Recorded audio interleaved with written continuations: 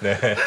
자, 그러면 오늘 우리 김석환 위원께서 또 오시는 거 아니겠습니까? 네, 맞습니다. 네, 뭐 7월 사실 좋은 스타트를 보였는데 7월 한 달 또 이번 주에도 상당히 굵직굵직한 이벤트 많거든요. 네. 오늘 뭐 수출입 데이터도 나왔지만은 이번 주 후반에 가면 또 삼성전자 실적도 있고 또 7월에 상당히 뭐 풍성한 이벤트 등이 많은 만큼 요 내용들 하나씩 또 다 챙겨봐야 되겠죠? 네.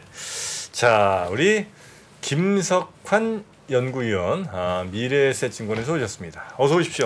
안녕하십니까? 네, 오랜만에 뵙습니다. 반갑습니다. 선생님 네. 처음입니다. 네, 처음 뵙습니다. 처음에 네네네. 그렇습니까? 이렇게 뵙는 건 처음입니다. 네네네. 굉장히 성격이 좋습니다. 네. 그런가요? 네. 아유, 또 애가 넷이에요. 오, 네, 네. 다둥이 아버님이시군요. 네, 미래에셋에서 굉장히 이분에 대한 지원이 많이 나오고 있죠. 네, 그렇습니다. 네. 애국자 우리 김석환 의원과 함께 오늘 하반기 얘기를 좀 해보는 거죠? 네, 일단 뭐 7월 달이 좀 중요한 이슈들이 또 여러 가지가 또 있어가지고요. 네. 그 내용을 좀 말씀을 좀 드리고자 하는데 제가 원래 이제 4, 5, 6 나오면서 좀 약간 저는 뭐 불리시하게 시장을 본 것보다는 좀 약간 베어리시하게 봤었는데 오늘 올 때는 정말 고민이 많이 되긴 하더라고요. 네, 그럼 지금 여기에서 제가 좀 제 뷰나 이런 부분들 좀 바꿔야 할 필요가 있을까에 대한 생각 고민들이 주말 사이에도 그러니까 언제까지 저 베어리시하게 보신 거예요? 좀 안 좋게. 뭐 일단은 지금 상황은 뒤에서도 말씀드리긴 하겠지만 그러니까 약간 실물과 증시단에는 그러니까 금융시장 간에 좀 괴리가 좀 많이 벌어져 있는 상황인 거는 맞아요. 근데 이제 여러 지표상에서 이제 그런 모습들이 좀 나타나고 있는데 일단 우리 저 자아 반성 한번 하고 가봅시다. 그럴까요? 예, 우리 저 김석환 의원님 솔직히 제 기억은 안 나는데 올 연초부터 해서 올 상반기 시장 어떻게 보셨었습니까? 저는 좀 베어리시하게 봤죠. 그래요? 네, 좀 약세장으로 봤었던 거죠. 네, 근데 이제 하세요. 그런가요? 근데 이제 요거는 한번 길고 짧은 건 대봐야 하는 거니까. 네.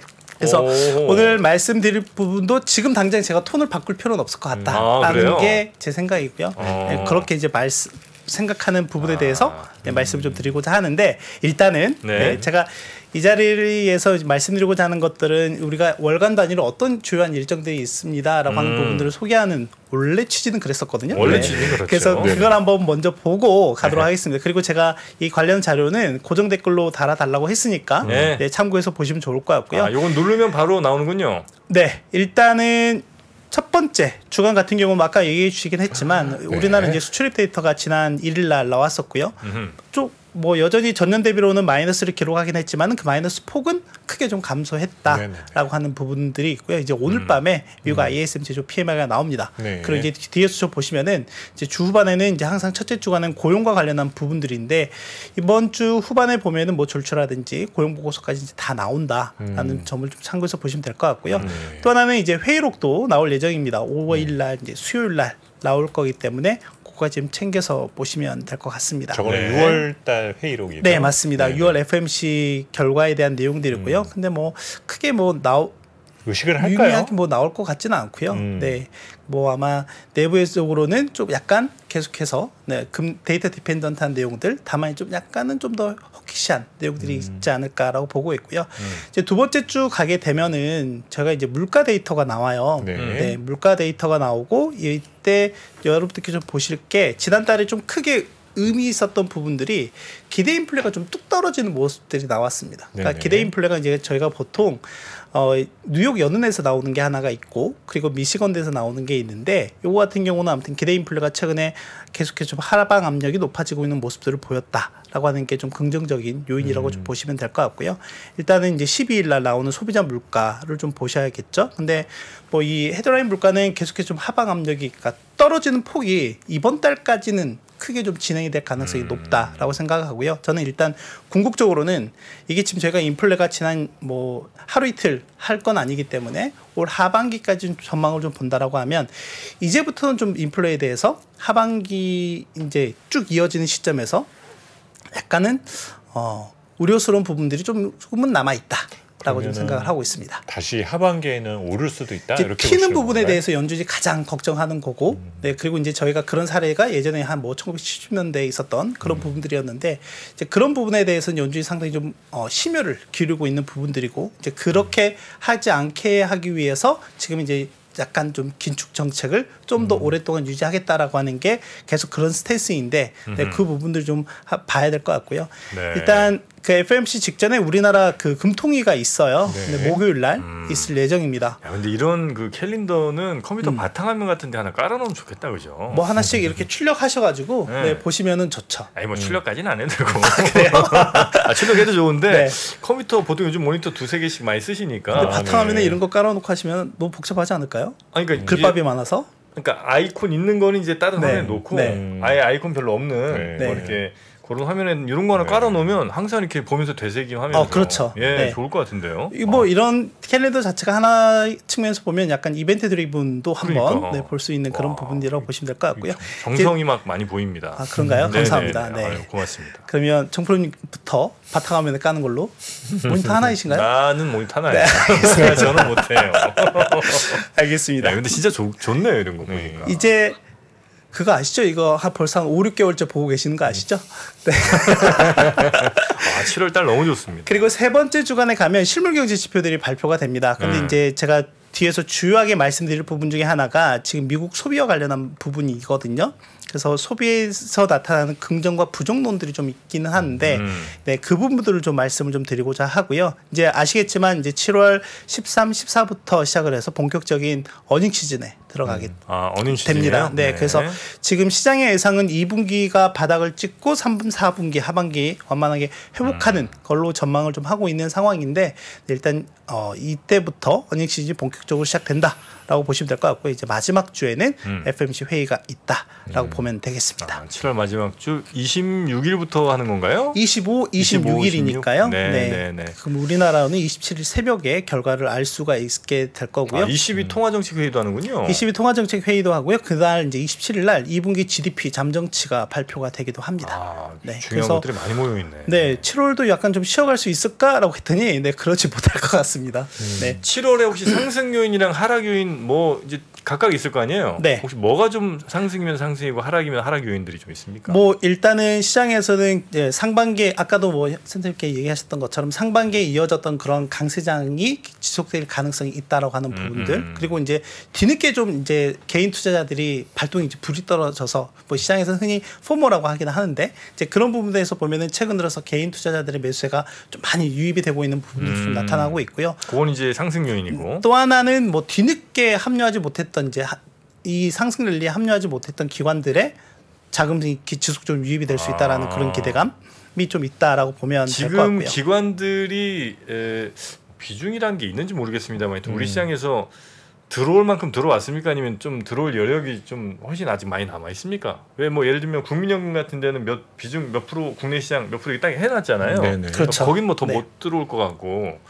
아니면 뭐 비어 있으면 들어오겠죠. 아니면 뭐 혹은 다른 기관들 같은 경우 국내 시장에 더 들어올 만한 여력이 좀 있는가요? 아니면 일단 뭐 외국인들이라고 좀 봐야 될 것 같고요. 근데 외국인들. 이제 좀 극단적인 건 뭐냐면 제가 뭐 국내 데이터는 여기는 없긴 하지만 지난 주말 기준으로 한번 데이터를 뽑아 보면 우리나라의 전체적으로 외국인들이 한 11조 원 좀 넘게 매수를 했는데 삼성전자는 12조를 샀어요.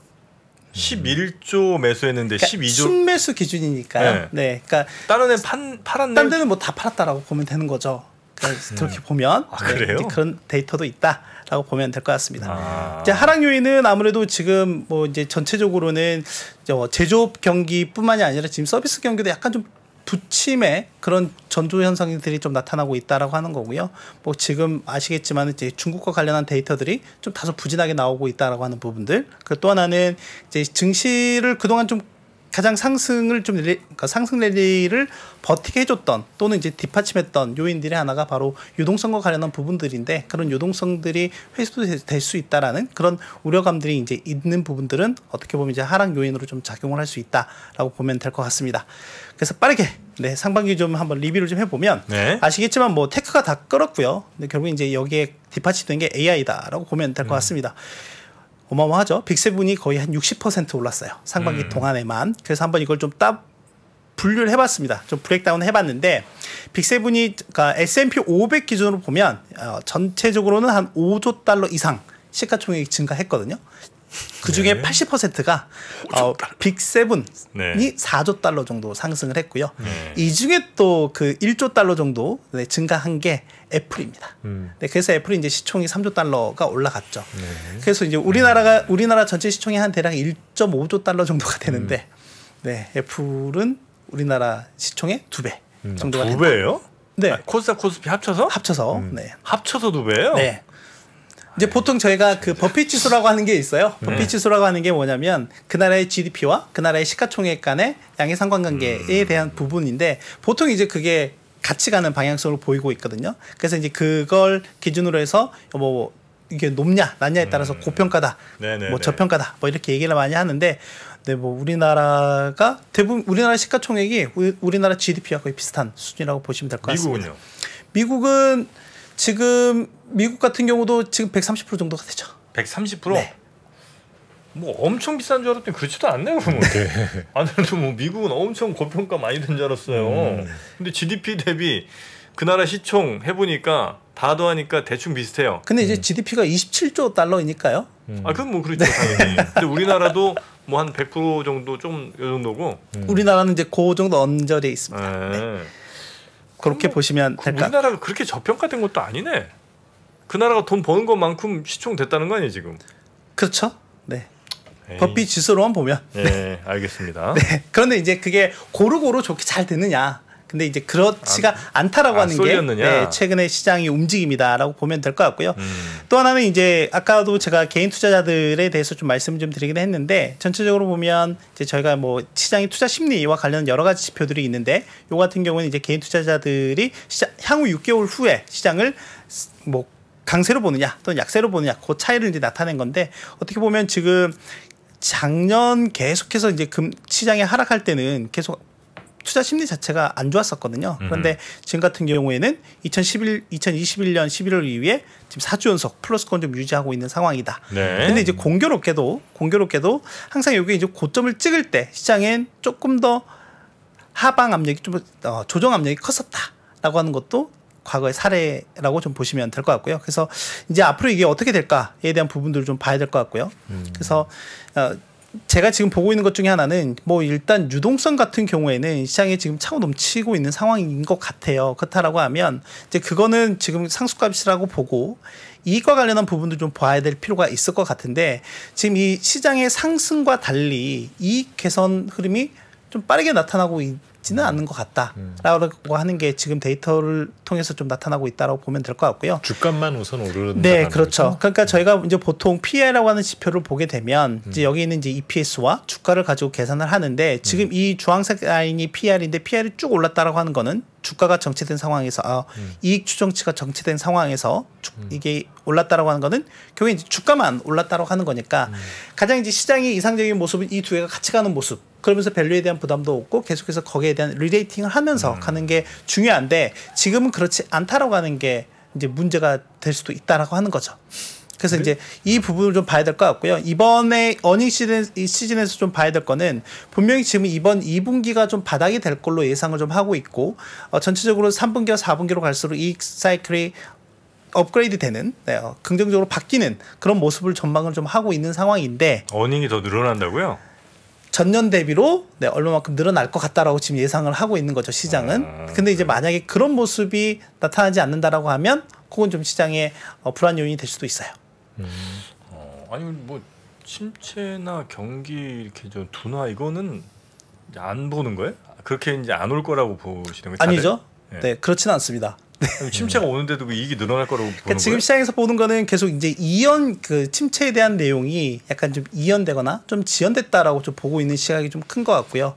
전체적으로는 뭐 저도 일단 그렇게 좀 보고 있는 상황이긴 한데 만약에 지금 정말 다 좋다라고 하면 저도 이 금융시장의 흐름에 따라서 실물 경기가 같이 돌아서는 모습이 나와야 된다라고 생각을 해요. 물론 차이는 있습니다. 금융시장은 약간 선행성을 갖고 있다라고 하면 실물 경기는 약간 후행적인 부분들이 있긴 하지만 이제 거기에 타이밍에 대한 부분들이 있기는 하지만 이제 이런 부분들이 하반기에 어떻게 맞춰지느냐가 최대 관건일 것 같아요. 제가 봤을 때는. 네. 그래서 이제 그런 부분들을 실물 경기 지표들 좀 보면서 말씀을 드릴 건데 이제 그리고 또 하나는 뭐냐면 지금 상반기에 워낙 뭐 테크 기업들을 중심으로 해서 상승폭이 상당히 좀 크다 보니까 내부자 거래가 상당히 좀 크게 늘어나는 모습도 좀 보였거든요. 뭐 아시는 것처럼 인사이더들이 훨씬 더 많은 정보를 갖고 있고 거기에 대한 내용이 있기 때문에 지금 보면은 이 내부자 거래 비율이 전체적으로 기준치로 보면 한 20을 상회하면 좀 베어리시하다, 좀 약세로 보고 있다라고 하는 거고 12 미만이면 뭐 강세로 본다 이런 데이터가 있는데 최고 수치가 어떻게 보면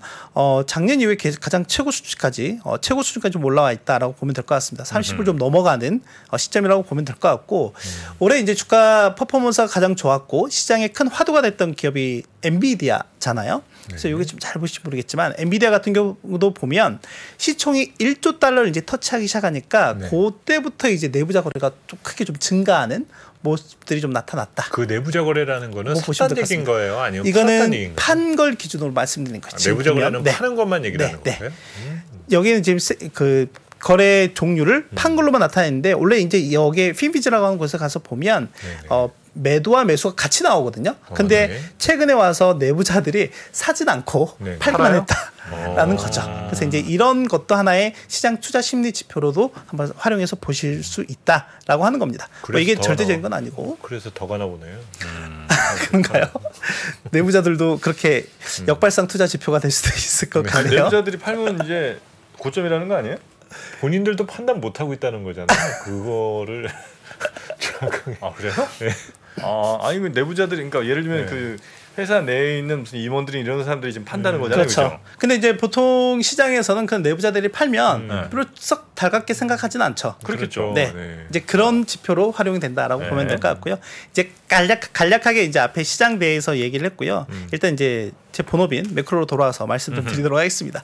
일단 지금 제가 가장 고민이 되는 지점 중에 하나가 뭐냐면 금융시장은 앞서 말씀드렸던 것처럼 너무 좋다. 그런데 실물 경기는 계속 안 좋아지는 모습들이 나타나고 있다라고 하는 부분을 말씀드렸는데 그걸 좀 가장 잘 나타낼 수 있는 지표 중에 하나가 S&P 500 지수와 컨퍼런스 보드 경기 선행 지수를 같이 좀 비교해 본 지표라고 좀 보시면 될 것 같은데 화면을 좀 보시면은 일단은 최근 들어서도 그 괴리가 계속 좀 커져 나가는 모습을 보이고 있다라고 하는 거고요.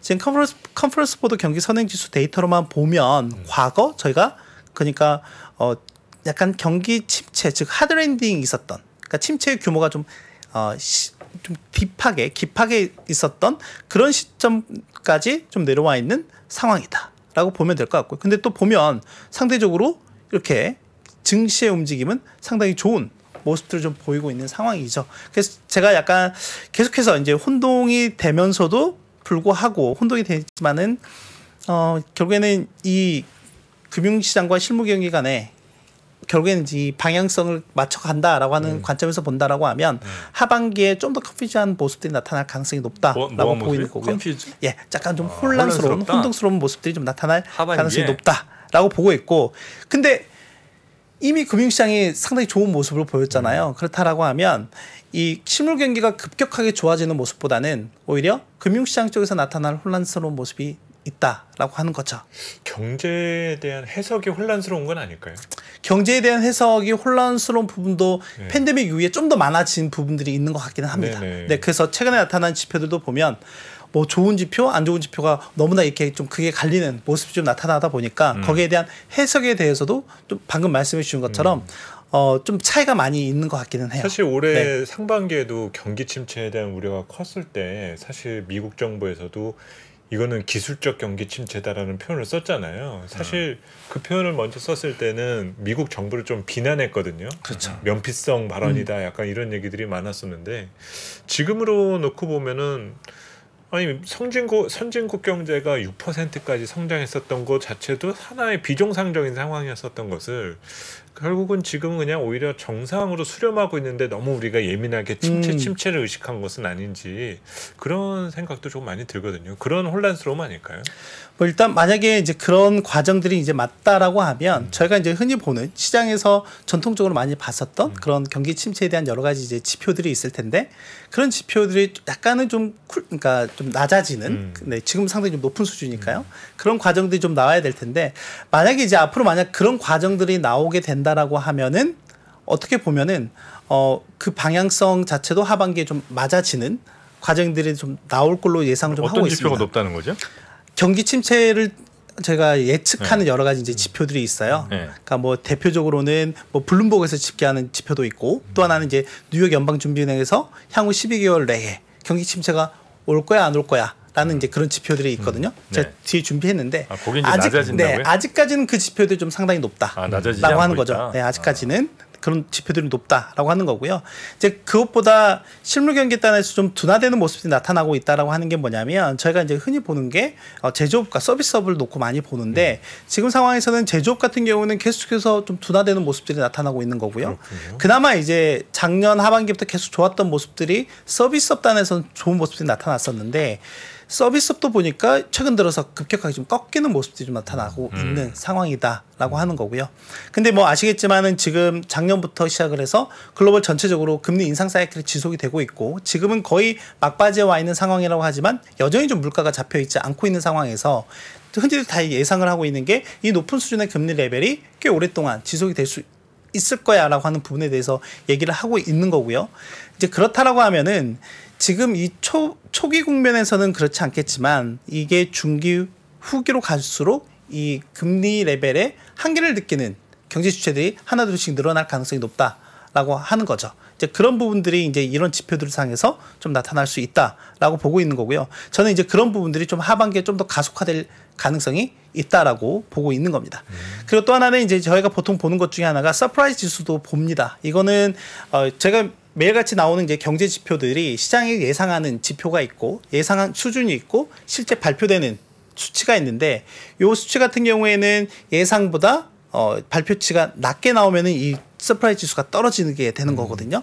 지금 보시면은 미국은 상대적으로 괜찮아요. 그러니까 지난달 말까지만 보면 서프라이즈 지수가 계속해서 우상향하는 모습을 좀 보이고 있고, 그러니까 근데 여타의 유로존이라든지 뭐 중국이라든지 글로벌 같은 경우는 계속 좀 하방 압력이 높아지고 있는 상황인 거죠. 근데 방향이 좀 엇갈려 있는 네, 좀 엇갈리는 모습이 좀 나타나고 있는데 저는 일단은 미국도 이 방향을 따라갈 가능성이 높다라고 보고 있습니다. 네. 그리고 또 하나는 이제 인플레이션은 그나마 이제 문제가 될 것 같지는 않습니다.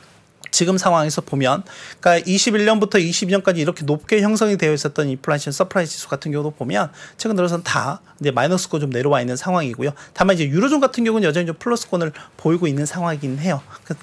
그래서 이제 하반기에도 보면 지금까지는 인플레이션에 대해서 크게 우려할 만한 수준은 아니긴 하는데 이제 앞으로 좀 우려해야 될 만한 요인들이 발생할 수도 있다라고 하는 거고요. 이제 그런 부분들은 제가 어떤 부분들을 좀 봐야 될지는 뒤에서 좀 말씀을 드리도록 하겠습니다. 네.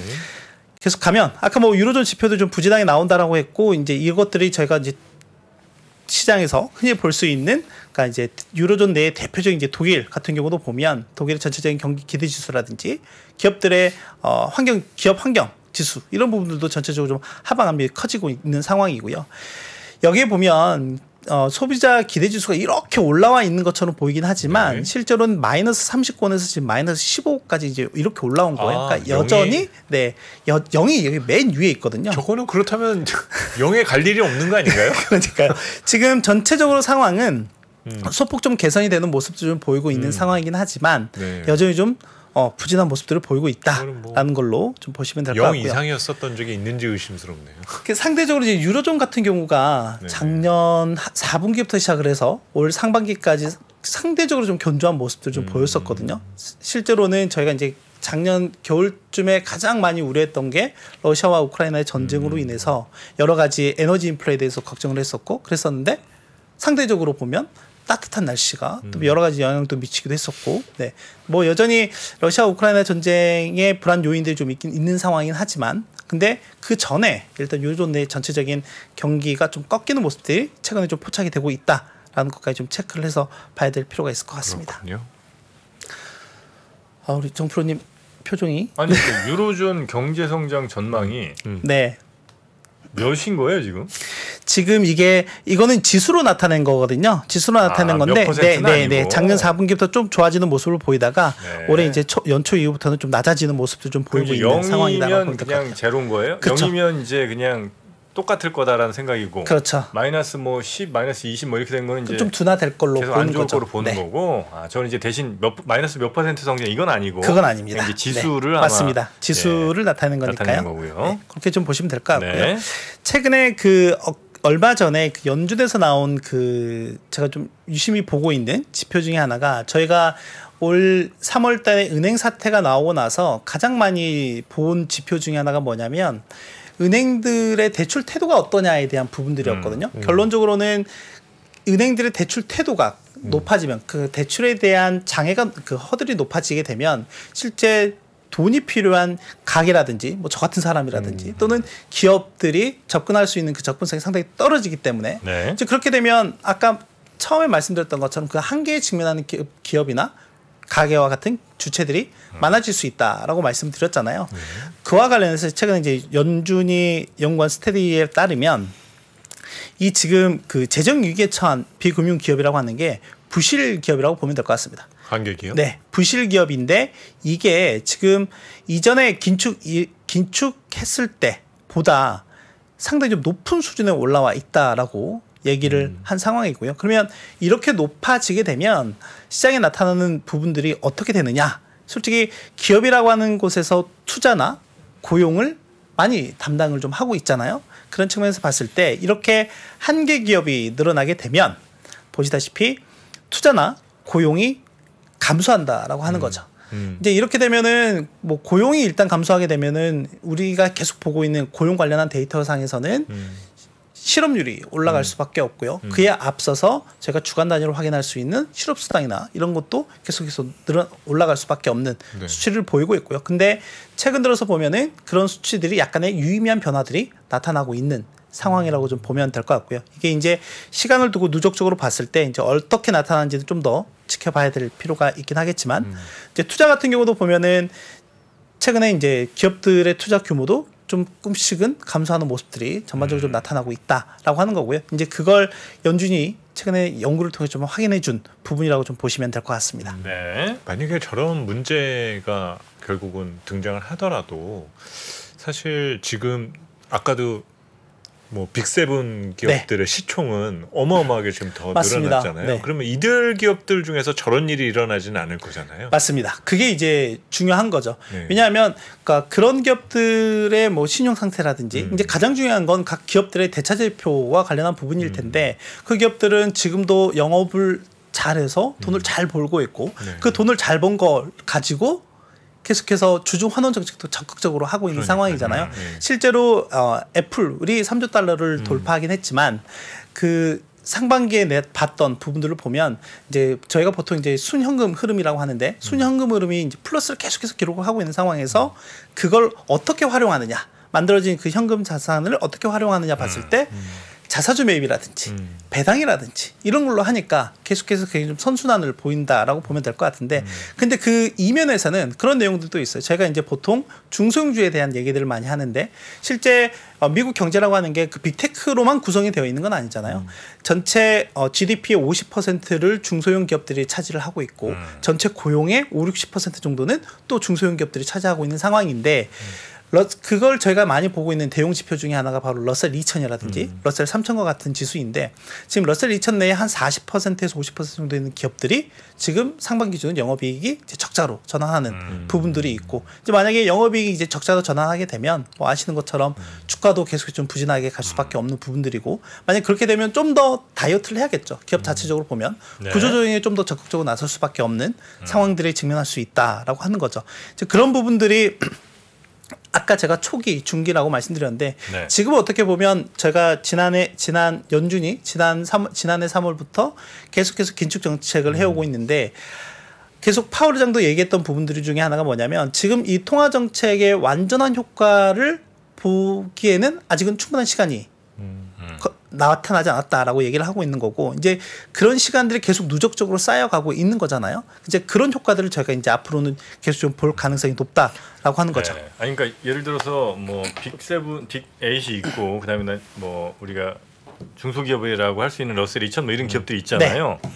러셀 2000 기업들은 아마 더 힘들어질 가능성이 좀 이미 힘들고 더 힘들어질 가능성이 좀 높은 것 같고 네. 빅7이나 빅8 정도 기업들은 어쩌면 이제 그 상황에서 이 안 좋은 중소기업들 대비 훨씬 더 돋보이니까 그쪽으로 더 돈이 쏠릴 수도 있고 그런 이제 유동성이 만약에 충분하다면 그런 현상이 나타날 거고 그게 아니라 이 러셀 2000 같은 회사들 때문에 이 분위기가 너무 안 좋아진다. 그러면서 이제 뭐 유동성도 별로 없다면 이 러셀 2000 같은 중소기업들에 의해서 전체 시장이 약간 좀 내려오면서 빅7이나 빅8도 힘을 별로 못 쓰는 상황이 올 거고 결국 이제 우리 나라 주주분들은 대체로 이제 한 10개 기업 안쪽을 많이 사셨을 테니까. 그럼요. 그러니까 네. 여기가 어떻게 갈 거냐가 이제 궁금하실 거잖아요. 그렇죠. 그러니까 하반기 이제 안 좋아진다는 건 오케이. 네. 그러면 이 빅 한 10 기업들도 안 좋아져요? 아니면 여기는 더 돋보이거나 혹은 유지가 돼요?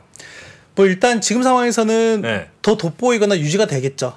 될 가능성이 그래요? 높죠. 네. 아, 왜냐하면 결국엔 지금 이 과정에서도 보면 제가 이제 상반기 내에서도 보면 네. 약간의 분명히 이제 쏠림들이 나타났었고 이제 그런 것들이 단순하게 그 기업들의 실적이나 뭐 다른 이제 성장에 대한 모멘텀이나 이런 부분들이 안 좋아서 그러니까 전망이 나빠서 그런 게 아니잖아요. 더 돋보이기 때문에 자금들이 많이 쏠림이 나타나게 된 거잖아요. 네네. 네. 그렇다라고 하면 저는 이제 이런 생각이 드는 거죠. 그러면 이제 그런 빅세븐이나 그런 기업들이 잘 나가는 부분은 인정을 하고 오케이. 자, 그렇다라고 하면 이제 그런 부분들이 나머지 이제 아직 그런 빛을 발하지 못하고 있는 그런 기업들이나 그런 산업 구조에 전체적으로 이제 긍정적인 효과를 뿌려 나가는 모습들이 나타나야 될 텐데 아직은 이제 그런 모습들이 구체적으로 나타나고 있지 않다라고 하는 거고 근데 그 와중에 통화 기축은 상당히 좀 긴축적인 상황들이 되다 보니까 그 낙수 효과가 나타날 때까지 버티지 못하는 기업들이라든지 가게나 이런 부분들이 만약에 이제 나타나기 시작을 하게 된다라고 하면 결국엔 이게 경제의 중추나 허리가 이제 무너지는 모습이 나타날 가능성이 있다라고 하는 거죠.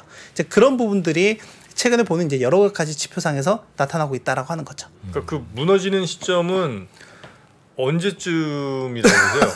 그거는 저한테 그냥 딱 자리를 깔고 알려달라고 하는 건데 알겠습니다. 네. 그거는 뭐 제가 맞추기는 어려운 중소기업들이 힘들어진 한참 다음일 거 아니에요, 그죠? 그렇죠. 이제 그런 스트레스 상황들이 좀 더 나타날 가능성이 있겠죠. 네. 그때쯤 되면 빅10 안에 드는 기업들도 꼬꾸라져요? 아니면 그들은 또 여전히 탄탄대로예요? 같이 꼬꾸라질 가능성이 높겠죠. 아, 그러니까 경제 그 상황이 전체가 되면? 흔들리는 모습이 나오게 된다라고 하면. 네. 하지만 이제 그럼에도 불구하고 네. 뭐 그때 당시가 되게 되면은 어떻게 보면 시장에서는 약간의 바텀 피싱할 수 있는. 그러니까 그 동안에 빅세븐이나 빅테크들 담지 못했던 투자자들 입장에서는 왜냐하면 저희가 한 번 꼬꾸라진다고 해서 계속 꼬꾸라지는 건 아니잖아요. 네. 결국에는 어떤 시점에서는 다시금 반등하는 모습이 나오게 될 텐데 이제 그런 측면에서 본다라고 하면 그 기회를 또 다른 매수의 기회로 삼아도 된다라고 하는 거죠. 좀 남은 얘기잖아요, 그죠? 뭐 당분간 아직 좀 남았죠. 뭐 네. 이번 달 다음 달에 올 일은 아닌 거예요. 그럼요. 예. 네. 이제 전체적으로 경제 흐름을 이제 보는 거니까요. 그래서 이제 지금 1분기 경제 성장률이 나왔어요. 이제 최종치가 나오긴 했는데 네. 간단하게 말씀드리면 좋은 건 더 좋게 나왔고요. 소비는 더 좋게 나왔고 그동안 안 좋게 나왔었던 부분들이 있었거든요. 뭐 수출과 관련한 데이터라든지 이런 부분들 같은 경우는 오히려 더 좋게. 미국이요? 네. 안 좋은 것도 좋게 나왔다라고 보면 될 것 같아요. 그래서 미국이 수출이 좋게 나왔어요. 네, 그러니까요. 네, 서프라이즈한 결과였죠. 보면은. 그래서 1분기는 지금 이런 상황이긴 한데, 네. 근데 중요한 거는 이미 다 지나간 데이터이잖아요. 그렇죠, 그래서 그렇죠. 2분기가 중요합니다. 그래서 2분기 GDP 전망치를 좀 가져왔는데, 요거는 이제 애틀란타 연구에서 가져온 건데, 지금 1분기와 앞서 비교를 해보시면 개인 소비 지출이 거의 2%, 2.8%나 기여를 했거든요. 성장에. 자, 그런데 지금 보시면 여기 지금 0.8%까지 뚝 떨어져 있는 상황입니다. 근데 지난주에 개인 소비와 관련한 데이터가 잘 나왔음에도 불구하고 보면은 지금 0.8% 정도로. 이게 1분기 확정치 나온 다음에 나온 자료입니까? 요거는 이제 지금 2분기 데이터는 지금 여기 밑에 날짜가 있잖아요. 계속해서 이제 변하는 데이터가 나올 때마다 업데이트가 실시간으로 되는 데이터라고 보면 될 것 같아요. 최근에 1분기 성장률 맞죠? 위에 최근에 나온 게 확정치. 네, 확정치죠. 근데 이제 맨 처음에 속보치는 1.1인가 나왔다가 1.1. 그다음에 뭐 1.3 다시 나온 게 1.3인가 4 네, 이렇게 맞습니다. 나왔고 그다음에 이례적으로 지금 2가 나왔잖아요. 맞습니다. 그러니 우리가 예측했거나 생각했던 게 지금 안 맞는 상황이잖아요. 그러면 2분기 예측이나 이런 것들도 원래 우리는 요 정도 생각했는데 그보다 훨씬 더 나거나 아니면 예외적으로 더 많이 나올 가능성도 있는 거잖아요, 지금. 그래서 1분기 그 GDP 데이터가 나오고 나서 네. 일부 그러니까 월가 하우스 그러니까 뭐 막 골드만삭스라든지 변경했어요? 소폭 상향 조정을 하긴 했어요. 그래서 지금 애틀란타 연은의 GDP 나오고 기준으로 보더라도 네. 지금 보면은 2% 초반까지 좀 올라와 있는 상황이긴 합니다. 2.2%까지. 그러니까 이게 지금 지난주에 1.8에서 2.2로 이렇게 좀 올라왔다라고 좀 보면 될 것 같고요. 근데 전체 수치는 좀 그런 상황이긴 한데 제가 말씀드리고자 하는 건 이제 세부 데이터 중에서 이 소비와 관련한 부분이 좀 둔화가 되고 있다라고 하는 부분과 그리고 또 하나는 이 수출과 관련한 부분들이 1분기에 이게 서프라이즈하게 좀 올라오는 모습이 좀 보이긴 했는데 네. 지금 들어서는 이제 5월 중순부터 5월 하순부터는 이게 수출과 관련한 데이터가 좀 마이너스 전환되는 모습도 좀 보였다라고 하는 거고요. 네. 이걸 제가 좀 팔로우해서 볼 만한 데이터들이 좀 있습니다. 하나가 뭐냐면 제가 그 글로벌 공급망 공급 병목 현상 이게 상창 심화가 됐던 2021년 뭐 이런 시점에 저희가 정말 많이 봤던 것 중에 하나가 미국 서부항만에 쌓여있던 그 선적과 하역을 하려고 대기하고 있었던 배들 뭐 그런 거였었거든요. 근데 지금 상황에서 보면 이 시점에서는 이렇게 이 파란색 데이터가 뭐냐면 하역을 하는 겁니다. 그러니까 컨테이너 하역하는 물량이라고 보면 될 것 같고요. 빨간색 같은 경우에는 컨테이너 선적하는 그러니까 이제 수출 데이터라고 보면 되겠죠. 요건 파란색은 수입이고. 근데 이렇게 증가했던 수입 물량들이 지금 보면 뚝 떨어져 있는 모습으로 보이고 있다라고 하는 거고요. 네네네. 그리고 또 하나는 결론적으로는 이게 저희가 이제 소비자 단이든 뭐 기업이든 전체적으로 수요가 좀 감소하고 있다라는 내용에서 본다라고 하면 결국엔 저희가 이제 상품을 받기 위해서는 패키징을 해야 되잖아요. 패킹을 해야 되잖아요. 그건 이제 박스를 많이 사용하게 될 텐데 그 박스와 관련한 데이터도 보면 지금 글로벌 금융위기가 좀 낮은 수준까지 좀 내려와 있는 골판지? 상황이다. 라고 좀 보시면 될 것 골판지 같고요. 굉장히 중요하게 보시더라고요. 제가요? 골판지 오늘 처음 말씀드리는데. 처음입니까? 다른 분한테 헷갈렸나요? 네. 아니 그러면 이제 어쨌든 시간이 거의 다 됐는데 말씀 들어보니까 미국 성장을 이끌었던 소비가 아마 2분기에는 좀 줄어들 것 같다. 그리고 그 흐름은 뭐 좀 더 이어질 테니까 2, 3분 계속 좀 안 좋아질 것 같다. 그럼 결국은 미국 성장도 지금 1분기에 어떻게 뭐 2%까지 나왔지만 그보다는 좀 더 낮은 쪽으로 가지 않겠나라는 게 아마 우리 김석환 위원님의 말씀이실 것 같은데. 그렇다면 시장은 그러니까 주식 시장은 결국 우리 이제 뭐 미국 경제가 망가지든 말든 상관없고 주식 시장은 어떻게 가냐는 거예요. 물론 이제 망가지는데 뭐 주식 시장 갈 리는 없겠습니다만 그래도 그 친구들은 주식 시장은 어떻게 예측하고 계시는지 그걸 한번 좀 끝으로 말씀해 주실 수 있을까요? 일단 이런 상황이라고 하면 제가 이익과 관련한 부분들 좀 말씀드렸잖아요. 일단 이익 추정치가 상향되는 모습들이 좀 같이 동반돼서 나타나지 않는다라고 하면 저는 일단 지금 시장은 약간 오버밸류 돼 있다. 고평가되어 있다라고 이제 보고 있는 상황이고요. 그리고 실제로 제가 이제 뭐 우리나라도 마찬가지긴 하지만 뭐 우리나라 같은 경우에는 뭐 반도체에 대한 부분들이 부분들이 상당히 좀 가미되어 있는 부분들이 있더라고요. 이제 이런 부분들이 같이 좀 동반돼서 우상향하는 모습들이 나올 필요가 있다라고 하는 거고, 그리고 앞서 뭐 여러 가지 이제 매크로 관련한 데이터를 좀 말씀드리긴 했지만 이런 매크로 관련한 데이터들도 어떻게 보면 뭐 후행적이긴 하지만은 이런 부분들이 같이 동반해서 개선되는 모습들이 나와야지만이 일단 증시가 더 올라갈 수 있는데 탄탄한 뭐 토양분이라고 할까요? 기저가 될 수 있다라고 좀 보고 있다라고 보면 될 것 같습니다. 반도체 막 빵빵 터지고 하는 뭐 특별한 상황 나오지 않으면 어렵다 이 얘기군요. 뭐 그렇긴 하죠. 네. 알겠습니다. 조건문으로 피해가려고 하지 마세요. 그런데 반도체 우리나라는 이제 어쨌든 반도체가 워낙 이제 크긴 하니까. 뭐 일단 중요하긴 하죠. 2차 전지는 좀 어려울까요? 2차 전지는 뭐 워낙 거기는 이제 수주 베이스이기 때문에 뭐 일단 해놓은 수주 베이스가 워낙 또 많은 상황이기도 하죠. 반도체가 이제 그런 것들이 예전만은 못하지만 예를 들면 그 바로 밑에 형제들이라고 할 수 있는 자동차는 계속 괜찮고 조선 같은 친구들도 계속 괜찮고 2차 전지도 좀 이렇게 세게 받아주고 있는 것 같고 그러면 반도체가 약간 밀리더라도 좀 갈 수 있는 거 아닙니까? 그렇지 않나요? 2차 전지도 워낙 또 거기도 쏠림 중에 쏠림이죠. 거기는 그런 부분들이 좀 있는 것 같습니다. 그렇습니까? 일단 반도체가 가져야 우리 시장은 좀 갈 수 있다. 우리는 반도체가 좀 필수라고 생각을 하고요. 근데 좀 유의미한 거는 아까 제가 뭐 말씀드리긴 했지만 외국인들이 올해 삼성전자만 뭐 11조 넘게 샀다라고 하는 부분들은 좀 유의미하게 좀 봐올 필요는 있을 것 같아요. 분명히 뭐 AI나 이런 부분들도 긍정적으로 작용을 하긴 했겠지만 분명히 좀 거기에 반도체 업황에 대한 좀 바닥에 대한 심리가 좀 더 높다라고 보면 될 것 같습니다. 외국인들이 뭐 사면 뭔가 알고 사는 것 같은 느낌이 항상. 걔네들은 뭔가 이렇게 좀 우리보다 더 정보가 있는 것 같고 걔네들이 뭐 할 것 같은데 뭐 모르겠습니다만 하여튼 외국인들이 많이 샀다 이거죠. 반도체. 자, 우리 김석환 위원님과 함께 미래셋 김석환 위원님 현재 NS이죠. 우리 김석환 위원님과 함께 오늘 하반기 전망을 좀 봤는데 다 못 본 자료들이 참 아까운 게 많습니다.